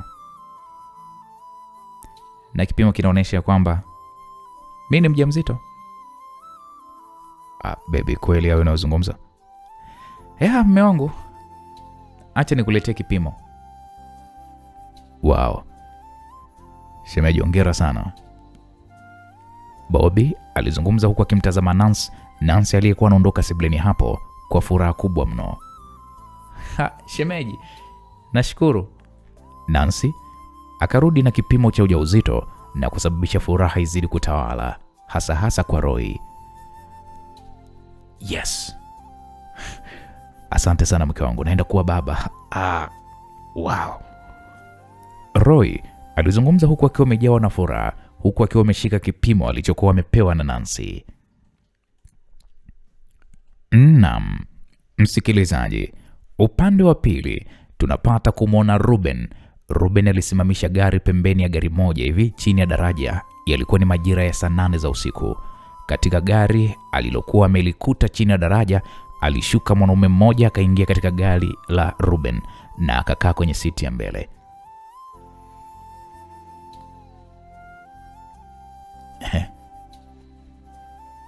Umepata nini sasa? Hebu nipe basi matokeo. Nipe salio langu kwanza.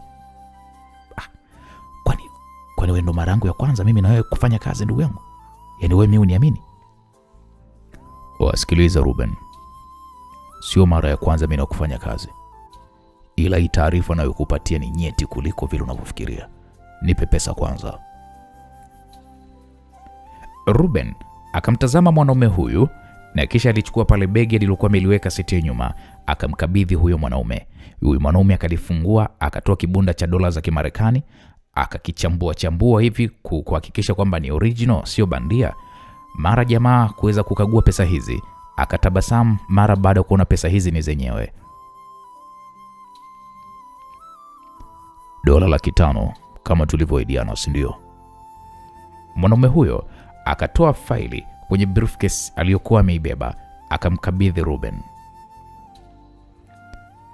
Sikiliza bwana Ruben. Kuna taarifa kamili kuhusiana na Scorpion.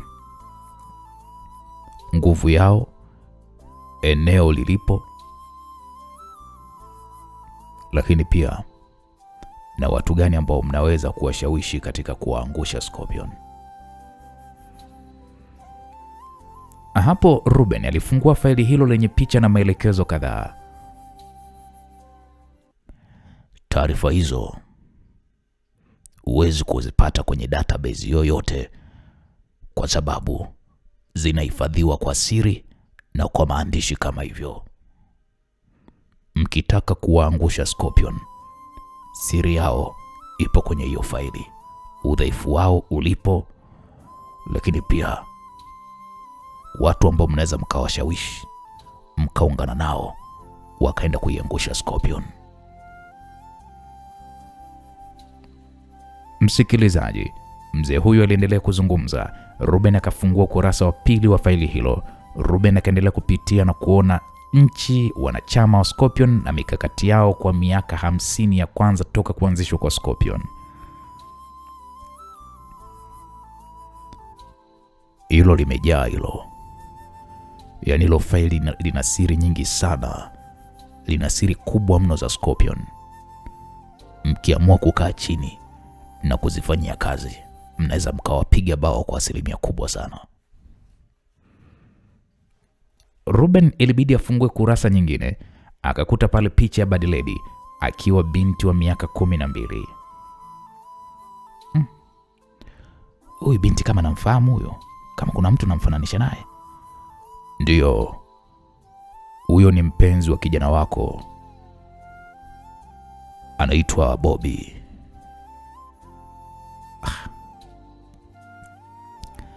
Asa huyu binti amefuata nini kwenye ile faili la Scorpion? Kumbe wewe hujui wewe Ruben. Sijui nini? Baba yake huyu binti alikuwa ni mwanachama katika Scorpion. Aliuliwa na rais wako wa sasa hivi. Scorpion walitumia kikundi cha kigaidi kumpatia mafunzo huyo binti akiwa chini ya usimamizi wa pacha wa rais wako, na misheni yao kubwa ni kumuua rais. Pacha wake achukue mali zote alizokuwa nazo ndugu yake, na huyu binti atakuwa amelipiza kisasi. Kwa hiyo unataka kusema huyu binti ndo mastermind? Yeye ndiye aliyesuka mpango mzima wa rais kutekwa, na huyu binti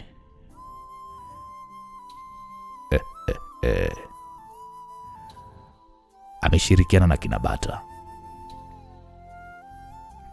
Sijui ni nani mliokuwa mnawawinda, lakini huyu binti ndo mkubwa wao. Achana na hao na kina Bata, sijui na kina nani mliokuwa mnawatafuta. Huyu binti anaitwa Bad Lady. Huyu ndo mastermind. japo alikuwa anafanya kazi kama vile mkono wa kulia wa Bata, ila yeye ndo alikuwa bosi wa wote. Alikuwa anajifanya yeye ni kijakazi, lakini yeye ndiye bosi. Bata hakuwahi kuwa bosi.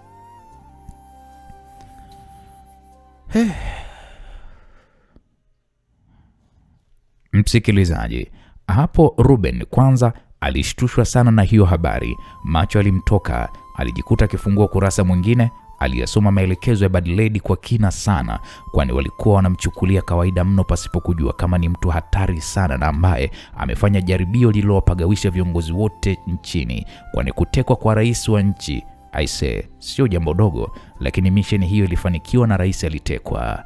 Bwana, mambo yanazidi kupamba moto. Biashara ya kununua taarifa nyeti kwa jasusi bwana sio kitu cha kawaida, kwa sababu ukishamjua adui yako ni rahisi kupambana naye. Ruben amepata siri ambayo hakutarajia kuipata. Je, ataifikisha kwa rais? Na akifikisha kwa rais, nini kitafanyika kwa Bad Lady? Mkumbuke kwamba Bad Lady ni mke wa Bobby, alafu Bobby huyo ni ana mind rais vibaya mno. Bwana, ngoja kwanza tuendelee ili tupate kujua nini hasa kilichoweza kuendelea. Oya, wewe una uhakika na hiki unachokisema? Ruben aliuliza huku akiwa na mshangao. Yaani na uhakika kwenye nini sasa? Kwamba huyu binti anajiita Bad Lady, yani si taarifa zake una uhakika nazo? Ndio, na uhakika nazo, tena kwa 100%. Ruben bwana, usijifanye ujui. Taarifa zangu unatambua siku zote sio taarifa za uongo, na ndio maana tumekuwa tunafanya kazi mimi na wewe kwa kipindi chote hicho, na sikuwahi kukuangusha hata kidogo. Okay, sawa, acha nikalifanyie kazi. Nashukuru, kuwa makini. Hapo mzee huyo alishuka ndani ya gari akiwa na begi lenye pesa. Aliingia ndani ya gari lake na akawa wa kwanza kuondoka hilo eneo. Ruben taratibu alianza kuondoka eneo hili, huku maswali mengi akiwa yanaendelea kupita akilini mwake, ya kwamba ina maana kwamba Bobby anajua mke wake ndiye aliyemteka rais ama hajui? Na kama Bobby alijua, kwa nini alikuwa anahangaika kumtafuta rais? Inaonyesha kabisa kwamba Bobby hafahamu chochote. Bobby hajui kama mke wake alimteka rais. Hafahamu chochote kabisa kuhusiana na mkewe. Acha kwanza nilifanyie kazi hili swala. Ruben aliendelea kujiuliza maswali kadhaa, asijue kwamba Bobby mwenzie anajua. Ruben akafika mpaka nyumbani kwake, akashuka ndani ya gari na moja kwa moja akapitiliza mpaka ilipokuwa ofisi yake iliyomo ndani ya makazi yake. Akafungua pale faili hilo, akaanza kulipitia eneo hadi eneo, kurasa kwa kurasa, picha hadi picha, kitu kilichomfanya ajue mambo mengi sana kuhusiana na Scorpion. Msikilizaji, upande wa pili tunapata kumwona Nadia akiwa anasema, kwa hiyo Bwana Sebastian, hao wote ulionitajia ni washirika wako, si ndio? Ndio, Sebastian alijibu kwa sauti ya upole, mara baada ya kueleza siri nyingi sana kuhusiana na yeye, rais, pamoja na washirika wengine waliohusika katika utengenezaji wa virusi vya corona.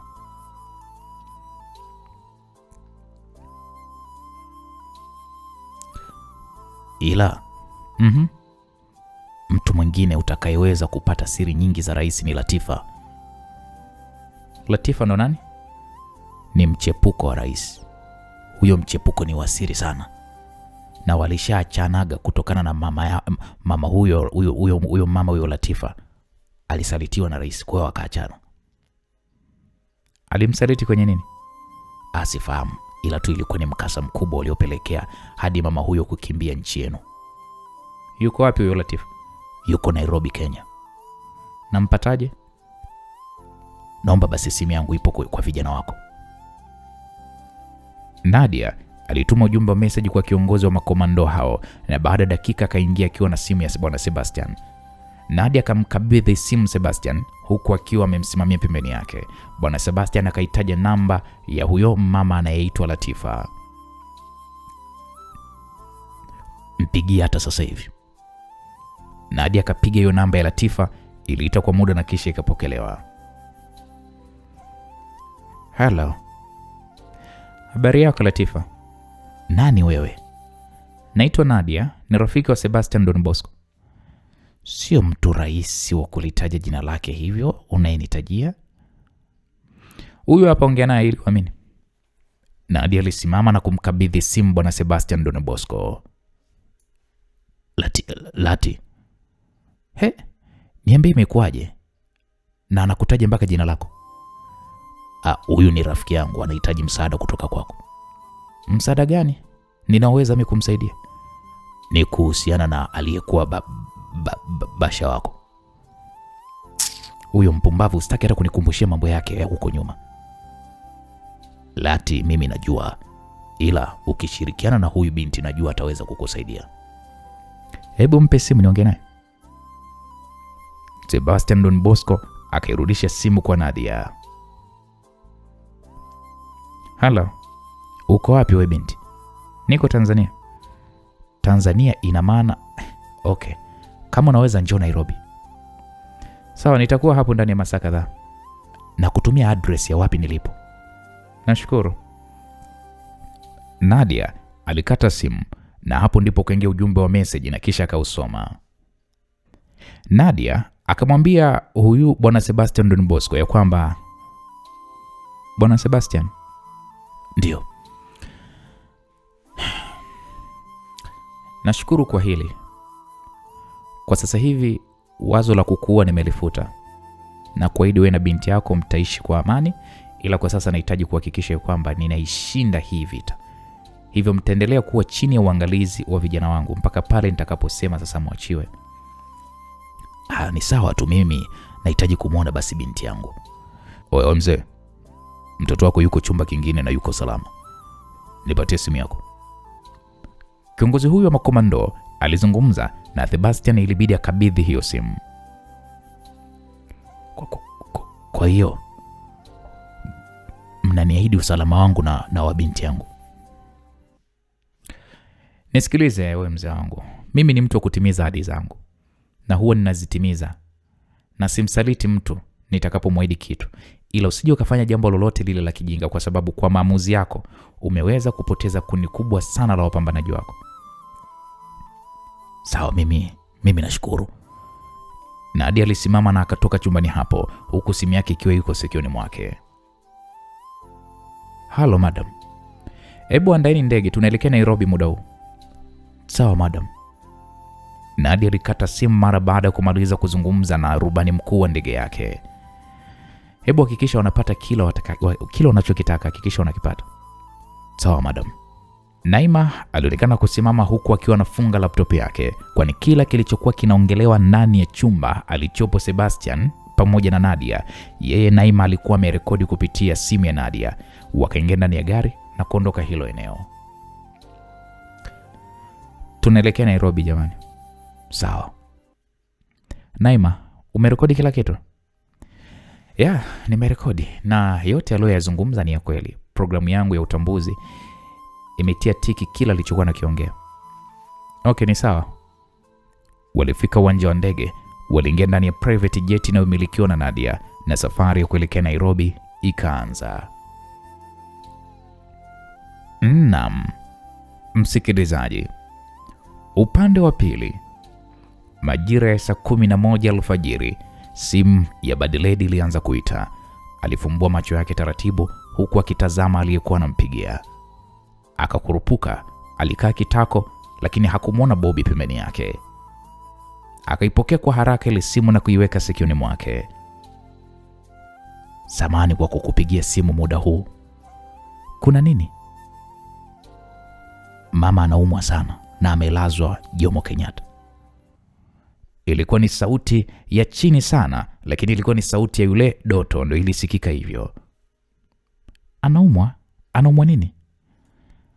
Hapo mlango wa chumbani ulifunguliwa. Aliingia Bobby akiwa anavujwa na jasho mwili mzima, huku akiwa amevalia nguo za mazoezi. Nimepewa taarifa ya kwamba anaumwa sana, hivyo fanya utaratibu wa kwenda kumwona. Okay, sawa. Basi acha nijiandae. Na okay, sawa. Simu ikakatwa na kumfanya Bobby amsogelee mkewe. Bobby akauliza, mke wangu vipi, kuna nini? Nimepigiwa simu na ndugu yangu, wanasema kwamba mama anaumwa sana na amelazwa.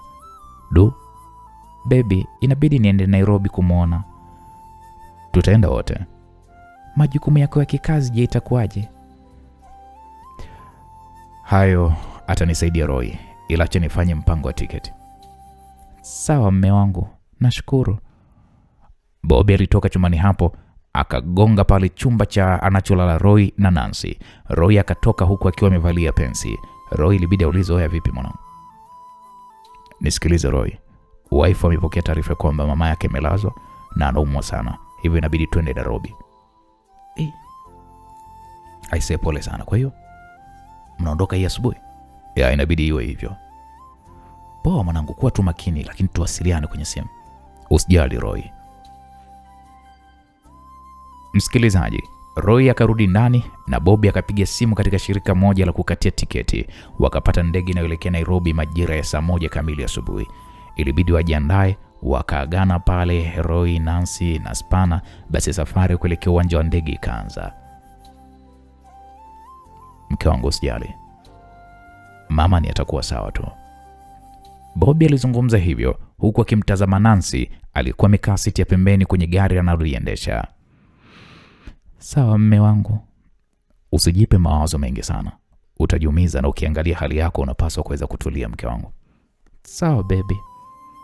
Wakafika uwanjani majira ya saa 12 na dakika 20. Wakafuata taratibu zote na saa 1 kasoro wakaingia ndani ya ndege wakiongozana na abiria wengine, na safari ya kuelekea Nairobi nchini Kenya ikaanza. Naam, msikilizaji, upande wa pili Nadia pamoja na Naima walishuka ndani ya ndege na kutoka nje ya uwanja wa Jomo Kenyatta. Waliingia katika taksi moja ya kijana wa Nadia. Mkuu, sijatarajia ugeni wako mkuu. Sijataka kumtaarifu mtu yoyote kwamba ninakuja Nairobi. Karibu sana boss. Nashukuru, nipelekwe kwenye hii address. Nadia alizungumza huku akimwonyesha maelekezo aliyokuwa ametumiwa na Latifa. Dereva huyu akayatazama, akawasha gari, wakaondoka uwanjani hapo. Biashara zetu zinaendaje? Madam, kila kitu kiko katika uangalizi mzuri kabisa. Okay, vizuri. Sihitaji makosa madogo madogo kutokea. Hakuna shaka madam, kila kitu kinakwenda kama kilivyopangwa, na usimamizi wa kiongozi uliyekuwa umemweka ni madhubuti sana, na tunafurahia sana uwezo wake kwa sababu amekuwa ni mmoja wa msaada kwetu hata pale tunapokumbwa na matatizo. Okay, sawa. Naam, wakafika kwenye nyumba ambayo walipewa maelekezo. Akatoka mlinzi getini akiwa na bunduki. Yule mlinzi akawauliza, mnahitaji nini? Mlinzi alimuuliza dereva taxi, na ndipo Nadia akasema, nahitaji kuonana na madam. Mna miadi naye? Mwambie Nadia niko nje. Mlinzi akarudi ndani ya geti, akampigia simu Madam Latifa. Mlinzi huyu akapewa maagizo ya kwamba awakaribishe wageni hao waingie ndani. Geti likafunguliwa na taratibu wakaingia ndani. Tusubiri hapa, tunarudi. Sawa, tutarudi wote uwanja wa ndege. Sawa madam. Nadia na Naima walishuka ndani ya gari na kuingia sebleni. Mwanamama huyu Latifa aliwakaribisha. Mwanamama huyu ni mweupe, mwenye umbo la Kibantu, aliyejazia kweli kweli shepu yake, huku akiwa na sura ya kitoto japo na umri wa miaka zaidi ya 45. Alizungumza huku akishuka katika ngazi akitokea gorofani.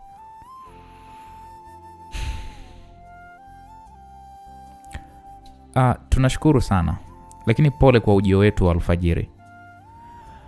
Msijali, kikubwa mlikuwa mna taarifa. Inaonekana mmetumia ndege binafsi au mmekodi? Tumetumia ndege binafsi. Wow, kumbe naongea na watu wazito kwa maana kumiliki private jet sio jambo rahisi. Ni kweli. Karibuni mketi. Tunashukuru. Mimi naitwa Nadia na huyu hapa rafiki yangu anaitwa Naima. Ndio. Naamini Sebastian amewatambulisha kwamba mimi naitwa nani? Ndio. Mimi hapa ni mmiliki wa kiongozi wa organization inayoitwa Scorpion. What? Scorpion hii nayoisikia ama Scorpion gani? Hiyo. Huwa ninasikia sio kitu rahisi kuweza kuonana au kumjua kiongozi wao. Imekuwaje kwangu imekuwa rahisi hivi? Kwa sababu kuna mambo ninahitaji unisaidie kuhusiana na Rais Msulwa. Haya, mnahitaji kahawa au kifungua kinywa kwa maana maongezi yatakuwa ni marefu sana? Hapana. Tunahitaji mambo mengi sana ambayo kwa namna moja yatatusaidia kupambana naye. Ila ninavyojua ni kwamba Scorpion huwa hamshindwi na jambo. Sasa inakuwaje mpaka mnahitaji msaada kutoka kwangu? Ni kweli. Ila kwenye kila jambo ambalo hatushindwi, tunatumia nguzo kubwa ya taarifa. Najua unapopambana na adui yako inakupa kujua taarifa zake ambazo hazijulikani kirahisi. Taarifa za siri, taarifa ambazo kwa namna moja ama nyingine zitakuwa ni moja ya silaha ya ushindi katika vita hiyo. Sebastian ametudokeza tu kwa kiufupi kwamba wewe na Rais Msulwa wa Tanzania mna beef kubwa sana. Ndio, ni kweli. Ugomvi wenu ulikuwa ni nini? Yule rais mimi aliniulia familia yangu. Aliniulia baba, aliniulia mama, akaniulia na mwanangu ambaye ni mtoto wake yeye mwenyewe wa damu. Kitu ambacho kilinifanya nitoroke na kuishi mafichoni hapa Nairobi. Akiamini kabisa kwamba mimi nimekufa. Kumbe mimi najipanga kupata nguvu kulipiza kisasi. Madam Latifa alizungumza kwa uchungu huku machozi yakimlengalenga, jambo lililomfanya Nadia kwanza ashushe pumzi taratibu, kwani adui wa adui yako ukiungana naye basi mtafanikiwa kwenye vita iliyo mbele yenu. Bana, mambo yanazidi kupamba moto. Nadia amekutana na Latifa, mwanamama mwenye uchungu na kisasi kikali dhidi ya rais. Unahisi nini kitatokea? Kwamba ina maana jamaa ndo katili kwa kiwango kama hiko? Nadia alizungumza huku akimtazama Latifa usoni mwake. Unajua yule rais yule, kwa sura yake ya nje wengi wanaweza kumwona ni mtu mwema sana. Na kwenye hilo rais ameweza kuini kwa sababu jinsi alivyojitoa kwenye jamii, hakuna mtu wa maisha ya chini unayemweza kumwambia kitu akakuelewa. Huwezi leo hii ukaenda pale ukamwambia huyu rais ni chui aliyejivika ngozi ya kondoo. Wananchi hawawezi kukuelewa kwa sababu ameteka hisia za wananchi. Naelewa. Hiyo ni moja ya namna wanasiasa wanavyojitengenezea mazingira pale wanapokuwa na ajenda zao binafsi. Wala. Nashukuru kwa kunielewa Nadia. Yule jamaa mimi na yeye tulikuwa tuna mahusiano kwa kipindi cha miaka 20.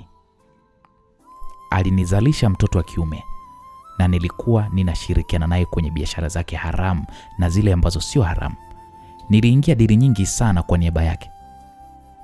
Na tuliua watu wengi tu kwa maagizo yake, nikiamini kwamba nipo naye pamoja kama mume wangu.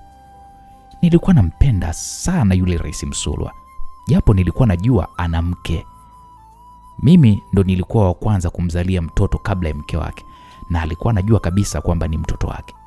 Kusema ule ukweli, hakuwahi kumpenda mwanangu, kitu kilichoanza kupelekea akaanza kunitoa kwenye dili zake za umuhimu na akaacha kunishirikisha kabisa mambo yake ya umuhimu. Mimi niliumia sana na niliamua kutumia wale ninaowajua kufanya biashara zangu ambazo zinafanana na yeye. Mambo kwa upande wangu najua yalianza kuniendea vizuri, na wale wateja ambao nilikuwa ninafanya nao kazi, jamaa wakawa upande wangu. Sasa hapo ndipo vita ilipoanza. Vita ya kuindwa, vita ya kutishiwa, kuuliwa kwa sababu sikuwa na nguvu kubwa. Nakumbuka ilikuwa ni Jumamosi moja hivi, kuamkia siku ya kuzaliwa kwa mtoto wangu. Majira ya saa 10 za usiku mimi nilivamiwa na kundi kubwa sana la wauaji, ambalo mmoja wa wale wauaji alikuwa ni kijana niliyemsaidia kwenye matibabu ya binti yake. Binti yake alikuwa anaumwa matatizo ya moyo. Hivyo yule kijana alinipa nafasi ya pili ya kunitorosha pale nyumbani kwangu, huku baba na mama yangu pamoja na mwanangu wakiwa wameuawa kwa kupigwa risasi. Hiki kisa kila nikikumbuka huwa naumia sana. Naam, Madam Latifa alizungumza huku machozi yakimbubujika. Mimi nilitoroka nchini Tanzania na kuja kujichimbia huku Nairobi. Nilikusanya nguvu ili nikirudi Tanzania na kwenda kupambana na yule rais. Ila kabla sijapata hiyo nguvu nitakayokuwa hiyo, nikashangaa amekuwa rais. Niliposikia tu kwamba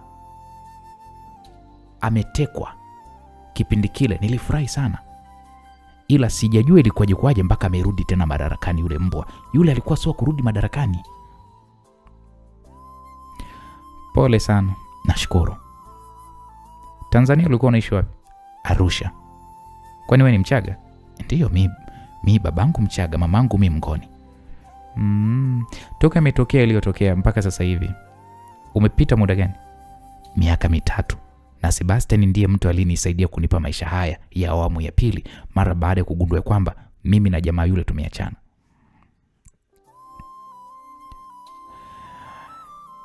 Sasa mimi hapa nina kikosi changu, ndicho tulichofanya kazi tukamrudisha yule rais madarakani. Mungu wangu, nyinyi watu nyinyi. Hivi nyinyi yule rais nyinyi hamumjui yule? Yule rais ni ana roho mbaya. Kwa nini mmemrudisha madarakani? Yaani yule alivyotekwa ilibidi akafie huko huko. Nimekuelewa sana, tena sana. Kitu mimi ninachokihitaji kutoka kwako Latifa, ni njia gani ambayo tunaweza tukamwangusha kwa haraka kuliko vile anavyotarajia? Sio rais yule kumwangusha. Kivipi? Mtu ambaye mnaweza kumtumia kumwangusha yule jamaa yupo karibu naye kila wakati. Mtu huyo ndiye anayejua kila kitu cha jamaa na pia ndiye anayesikiliza ushauri wake kwa 90%. Yaani akili yake inawaza kwa 10% tu na 90 ni za huyo mtu. Unamzungumzia Ruben? Wala. Na huyo Ruben ndiye aliyeshauri mimi kuondolewa katika ukaribu wake na akakaa yeye. Jiulize, Ruben ni mshauri wake wa kibiashara, ila ameingia naye mpaka Ikulu. Taratibu zote za Ikulu zinazomhusu rais, Ruben anahusika. Operation za siri ambazo wanapaswa kuweza kujua watu wa ngazi za juu wa vyombo vya usalama, Ruben anajua.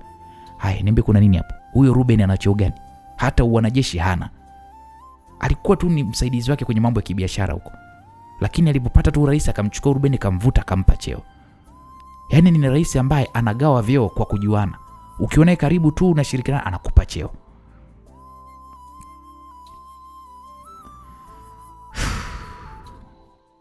Naam, hapo Nadia na Naima wakatazamana, kwani hata kwenye picha za satellite zilimuonesha Ruben akimpokea Sebastian Don Bosco. Kwa hiyo Ruben unamjua kwa kiwango gani?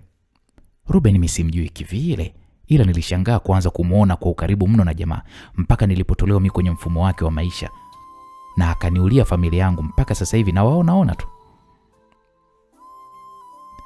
Ni biashara gani ambayo unaijua tukipiga lock jamaa hatofurukuta?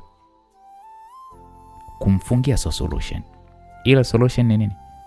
Kumuua tu ndo solution. Ila kabla ya kumpata yeye inabidi kumdaka kwanza huyu Ruben. Ruben yeye mkimuweza huyu akazitoa siri za jamaa, basi hii vita mmeshinda. Kamateni huyu Ruben. Okay, sawa, tutajipanga kwa ajili ya Ruben. Mimi nashukuru kwa hilo. Ninavyofahamu Scorpion ni organization kubwa sana duniani hapa. Ni kweli. Nami naweza nikapata wanachama huko. Unaweza kupata. Kuna watu nitakuunga nao, watakupatia moja ya taratibu na utaingia kwenye chama cha Scorpion. Basi mambo mengine yatafuata. Nashukuru sana Nadia, ila kuna kitu kimoja mimi nataka niwapatie. Madam Latifa akanyanyuka pale na kupandisha ngazi kuelekea gorofani, na mara baada dakika 3 akashuka akiwa na kijitabu kidogo. Mmeona hii? Hii ni notebook ambayo ina akaunti 120 za benki ambazo mimi ninazifahamu mimi kama mimi kwa kuingiza pesa za jamaa. Hizi akaunti zote ni za kwake na zimesajiliwa kwa majina tofauti tofauti na makampuni tofauti tofauti. Zipo kwenye benki nyingi tofauti tofauti. Hivyo naamini zote zitakuwa zipo active na zitawasaidia sana pale mtakapokuwa mnafanya majukumu yenu. Mwanamama huyu Latifa akamkabidhi kijitabu hicho Nadia. Nadia akakifungua na kuona namba nyingi za akaunti. Akamkabidhi Naima. Naima akapitia akaunti moja baada nyingine. Tunashukuru. Namba niliyokupigia ni namba yangu ya mkononi na ipo free muda wote ule na inapatikana nikiwa niko sehemu yote duniani. Hivyo tunaweza tukawasiliana pale tutakapoweza kuwa tunahitajiana. Sawa, mimi nashukuru. Ninachokitaka ni kulipa kisasi cha familia yangu. Wala tosijali. Utakipata kisasi chako. Hakuna anayefanya mabaya akaishia pazuri. Hivyo mabaya yote ambayo aliyatengeneza yatamrudia. Asante sana. Mimi naona ni vyema nikawaandalia kifungua kinywa jamani. Hapana. Kwa sasa tuna taratibu fulani hivi za kikazi, inabidi tuziwahi Dar es Salaam. Hivyo asante sana. Haya, nashukuruni. Wakaagana pale na Madam Latifa wakaondoka nyumbani kwake hapa, wakarudi uwanja wa ndege, wakaingia ndani ya ndege na safari kurudi nchini Tanzania ikaanza. Msikilizaji, Bobby akiwa ameongozana na Bad Lady aliyevalia baibui na kujifunika nikabu usoni mwake, walitoka ndani uwanja wa ndege wa Jomo Kenyatta. Bosi. Ilikuwa ni sauti ya Sudi, dereva taxi huyu. Ilimshtua Bobby na kumfanya Bobby ageuke nyuma. Sudi za masiku. Nashukuru bosi wangu. Karibu sana bwana Nairobi. Tunashukuru. Mimi gari yangu iko pale bosi. Okay, sawa, twende. Wakaelekea hadi ilipokuwa gari ya Sudi na wakakaa siti ya nyuma na wakamweleza Sudi ni wapi wanapoelekea. Sudi, vipi bwana, Mombasa umeama? Bwana kaka, toka zile mambo za kipindi kile. Nikaona umekula kunifai, nimekuja hapa Nairobi napambana huko kaka. Hongera sana. Nashukuru kaka. Huyu ni shemeji yako? Baby, huyu anaitwa Sudi, ni rafiki yetu sana mimi na Roy. Nashukuru kukufahamu. Na mimi pia shemeji, japo sioni uso wako shemeji. Si unajua desturi zetu za kidini wala hilo ndo jambo la msingi shemeji. Mimi na hao ndugu zangu tumefahamiana miaka mingi sana shemeji. Kaka Roy kwani uko wapi? Mbona mjaja naye? Nimemwacha Tanzania na majukumu yake na anayetekeleza. Kumbe. Naam, ucheshi wa Sudi ulizidi kumfanya Bad Lady kufurahi, kwani muda mwingi amekuwa ni mtu wa kuwaza hali ya mama yake ambaye ni kwa kipindi kirefu hajaonana naye. Wakafika katika hospitali aliyokuwa amelazwa mama yake. Sasa Sudi, nisubirie. Kaka sawa, hamna shida. Wakaelekea moja kwa moja hadi katika chumba alichokuwa amelazwa mama yake na Bad Lady. Katika kordo wakakutana na ndugu wengi wa Bad Lady ambao wote ni Waarabu. Wakasalimiana huku wakikumbatiana. Bad Lady, huyu ni nani umeongozana naye? Mzee mmoja wa Kiarabu mwenye mvi nyingi kichwani mwake aliuliza huku akimtazama Bobby kuanzia juu hadi chini. Anko, huyu ni mume wangu. Ila kwa sasa sio muda wa kuongelea haya kwa sababu nahitaji kumuona kwanza mama. Sawa. Wakaingia ndani ya chumba alichokuwa amelazwa mama yake. Taratibu Bad Lady akakisogelea kitanda alichokuwa amelazwa mama yake, huku akiwa amezungushiwa mashine zinazomsaidia kupumua, na hapo alikuwa hajitambui kabisa. Bobby alibaki akiwa amesimama mlangoni akimtazama mkewe jinsi anavyomwagikwa na machozi mfululizo. Japo amekuwa ni mtu jasiri, ila hali ya mama yake imemgusa kwa kiwango cha kuteketeza ujasiri wake wote. Mume wangu, naomba uniache na mama, Bad Lady alizungumza huku akidondokwa na machozi. Na okay, sawa. Nipo chini kule na dereva taxi. Utakapoweza kunihitaji nipigie simu au nitumie ujumbe. Sawa baby. Bobby alifungua mlango na kutoka kwenye chumba hicho na akakuta pale idadi ya wanaume ambao ni ndugu wa Bad Lady wakiwa wameongezeka. Kwa ujuzi wake wa kijasusi, ndugu 6 kati ya wanaume 8 akagundua ni watu wenye mafunzo makali mno. Hawakumsemesha chochote zaidi ya kumkazia macho namna anavyoondoka eneo hilo kwa mwendo wa taratibu. Mwanaume mmoja aliyevalia kanzu, barakashia pamoja na barakoa usoni mwake pamoja na miwani meusi akafika eneo hilo. Oya, yupo ndani huko. Mwanaume mmoja alimwambia mwanaume huyo aliyevalia kanzu, barakashia pamoja na barakoa. Alimnongoneza kwa sauti ya chini mno. Basi jamaa huyo aliyevalia kanzu akaingia ndani. Alipoingia ndani akamkuta Badiledi akiwa ameinamisha kichwa chake chini huku akimwombea mama yake. Taratibu mwanaume huyo aliyevalia kanzu akafunga pale pazia la dirisha hilo, akatoa kifaa kidogo kinachokata mawasiliano ya mazungumzo yanayoweza kusikilizwa ndani ya chumba hicho. Mwanaume huyu aliyevalia kanzu akavua barakashia yake, akatoa miwani yake, akatoa barakoa, akaviweka mfukoni. Amen. Mwanaume huyu alisema hivyo mara baada ya Badiledi kumaliza kuomba pale kwa sauti ya kimya kimya. Upo Nairobi kwa muda gani? Masaa 8 sasa. Unaishije? Naishi kwa umakini wa hali ya juu, na hakuna chombo cha usalama chochote kilichoweza kunitambua. Badiledi alimtazama Doto kwa sekunde kadhaa. Nilitaka kuongea na wewe uso kwa uso. Hili ni nalokwenda kukwambia. Ongea na kusikiliza. Doto akatoa pale simu yake mfukoni, akamwonyesha Badiledi picha ya mzee mmoja. Umeona huyu mzee? Huyu panya huyu ameuza taarifa zetu kwa Ruben majira ya jana usiku, na kwenye hiyo taarifa ameweka taarifa zako na zangu. Tamaa za pesa zimemtawala huyu mzee na ameamua kuweza kuchoma jumba bovu. Hapo Badiledi alikaa kimya huku akikunja ngumi mikononi mwake. Nimeona niondoke nchini Tanzania kabla mambo hayaja kuendea kombo. Tuna nafasi ya kuondoka kuelekea Pakistan, kujipanga kwa ajili ya lengo letu, lengo ambalo mama amekuwa akitamani kuliona siku zote linakwenda kufanikiwa. Mpango wa kwanza umefeli, ila tujipange kwa mpango wa pili. Huyu mzee bado yuko hai? Tayari vijana wanazengea kwenye maeneo yake yanayopatikana. Ameuza 70% ya kujulikana kwetu, na hii ni hatari kwa usalama wako madam. Doto alizungumza huku akiwa amekaa pembeni ya Badiledi. Mumeo anajua nimemweleza ukweli. Yuko upande gani? Kwa muonekano yupo katikati. Anapenda kila upande, upande wangu na upande wa kazi zake. Kwa ajili ya kukulinda inabidi tumuondoe. Badiledi alimtazama Doto kwa macho makali mno. Samani kama nimefanya kosa, ila kumbuka mumeo ni jasusi. Anafanya kazi na serikali yake ya Tanzania. Hawezi kuisaliti nchi yake kwa ajili yako. Hicho kitu hakipo. Inabidi tumuue. Nina mimba yake na ni baba wa mwanangu. Kama kuniua niue yeye na simi kumuua yeye.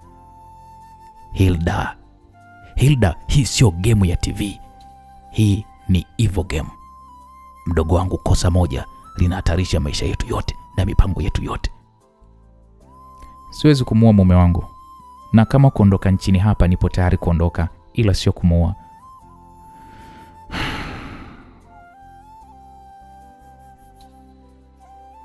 Nahitaji kuonana naye kwa mara ya mwisho. Tupishe. Sawa. Doto akavaa alivyokuwa amevivaa hapo awali alipokuwa anaingia ndani hapa kwenye hiki chumba, na kisha alitoka ndani ya hiko chumba. Badiledi alifuta machozi na kisha akampigia simu Bobby na akamuhitaji ndani ya chumba hicho, na mara baada dakika kama 7 hivi akaingia pale Bobby. Nilikuwa niko chini kule, Bobby alizungumza na kumfanya Badiledi kumkumbatia kwa nguvu huku akilia. Bobby akatupia macho yake kwenye mashine zinazohesabu mapigo ya moyo wa mama mkwe wake, akaziona ziko sawa. Hebu tukae basi. Kweli wakakaa kwenye sofa la watu wawili lililomo ndani ya hiko chumba. Bobby. Naam. Bobby alishtuka kidogo kwa sababu toka waanzishe mahusiano yeye na Badiledi imekuwa ni mara chache sana kwa mke wake kumuita jina la Bobby. Mimi jina langu halisi naitwa Hilda. Hilda? Ndiyo. Najua hili ninalokwenda kukueleza linaweza kukuweka kwenye wakati mgumu sana mume wangu, ila sina jinsi, ni lazima litokee. Badiledi alikaa vizuri huku akimtazama Bobby usoni mwake. naamini nilikueleza ukweli wa wote kuhusiana na mipango yangu kwa ajili ya adui yangu. Yaani kweli uliniambia. Kwa bahati mbaya, mmoja wa watu ambao tulikuwa tunafanya naye kazi nchini Tanzania, kwa kutuchorea michoro ya mipango mizima ya kumteka rais na kumtorosha nchini Tanzania, ni ametusaliti. Mzee huyo anatujua vizuri mno, mimi na kakaangu Doto ambaye ni ndugu wa rais wako. Amewasaliti kivipi? Ameuza faili lenye taarifa zetu kwa Ruben kwa kiasi cha dola cha 500,000. Hivyo Ruben na rais watakuwa wanajua kwamba mimi ndiye nilihusika katika kumteka rais na kutaka kumbadilisha aingie kakaangu, kitu ambacho ni lazima wataniwinda, na wakinikamata wataniua. Kwa ajili ya kukulinda wewe na mtoto wetu ambaye hastahili kufa kwa sasa, na kuomba nikajifiche mbali na Afrika.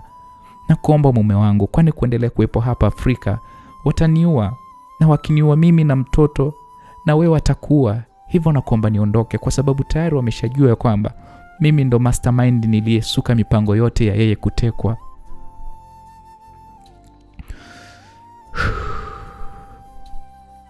Bad Lady alionekana kuzungumza kwa uchungu sana, huku akilia kiasi cha kumfanya Bobby naye kuanza kudondokwa na machozi, kwani anachokizungumza Bad Lady hakukitarajia kwa muda na wakati kama huo. Na kama siri imemfikia Ruben ya kutekwa kwa rais, basi hiyo siri itamfikia rais, na ikimfikia rais, basi ni lazima watamuua mke wake pamoja na kiumbe kilichopo tumboni mwake, kitu kitakachosababisha kulipiza kisasi ambacho kitamsababishia matatizo makubwa mno.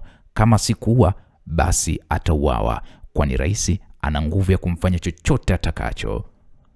Bana, mambo yanazidi kupamba moto. Bad Lady afahamikaye kwa jina la Hilda ameamua kufanya maamuzi magumu kwa usalama wake na wa mwanaye. Sasa je, Bobby ataenda upande gani? Ataenda upande wa mke wake ama upande wa serikali yake anayoitumikia? Akiwa kama baba, je, atakubali mke na mtoto wake mtarajiwa wauawe? Bado usikose katika sehemu ya 24 mzigo mtamu wa kuitwa The Evil Game. Mimi niliyekusimulia naitwa Uncle J Simulizi. Mzigo mtamu kutoka kwake Eda Zaria Jim Sulwa. Bana, mambo yamezidi kunoga mtu wangu. Bye bye kwa sasa.